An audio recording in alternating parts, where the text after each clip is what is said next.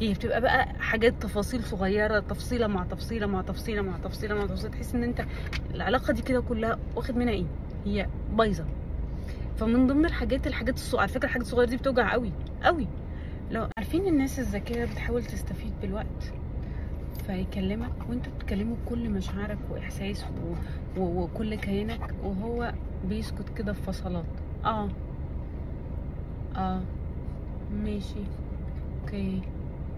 البيبي دلوقتي بيبقى بيتفرج على التليفون او بيسكرول في حاجه، مره في 2 في 3 هو بيحسسك من غير ما ان انت مفيش قيمه لك. يعني انت انا كلامي ملوش قيمه، وانا حاجه كده بتعملها مع الحاجات، هو روتين.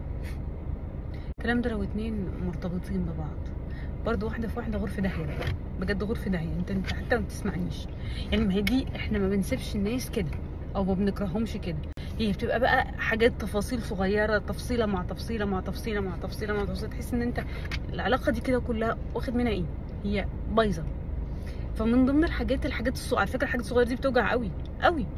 لو انت سامعني انا كده انت كنت يقولي ايه يخرب بيت النكد. لا، انا محتاجه احس ان انت بتسمعني بكل كيانك، اما ما تكلمنيش بسيطه اهي. احنا محتاجين نحس ان احنا مقبولين عند بعض، ان احنا بنحب بعض، ان انت مكان اللي بيسمعني، انت بتديني كل انتباهك. يعني من ضمن العلاقات الناجحه في الشغل، في الاصحاب، في الام الاب، بنقول سيب موبايلك واقعد كلمه كده عينك في عينه، واديله كل مشاعرك، واديله كل اهتمامك، واديله كل احتياجاته النفسيه في اللحظات دي، في الربع ساعه دي.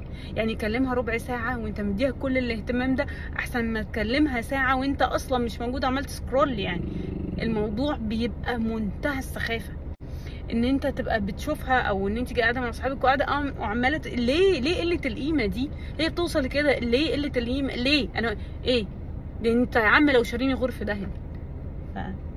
تعالوا نكمل سلسله ازاي تخلي الناس تكرهنا، او ليه الناس ما بتطقناش بعد كده، وليه. وعلى فكره شايفين برضو الحاجات الصغيره دي بتخليني انا لو شفتك صدفه هتف عليك، مش عاوزه اعرفك، انا هتف عليك وهتف على نفسي، كنت اعرفك في يوم من الايام.